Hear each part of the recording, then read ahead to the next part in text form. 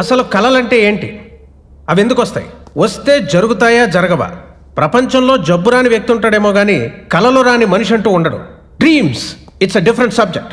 Sir, ఈ కళలు only మనుషులకేనా లేక జంతువులకు కూడా వస్తాయా? మా అందరికైతే వస్తున్నాయి, మరి నీ సంగతి ఏమో తెలీదు.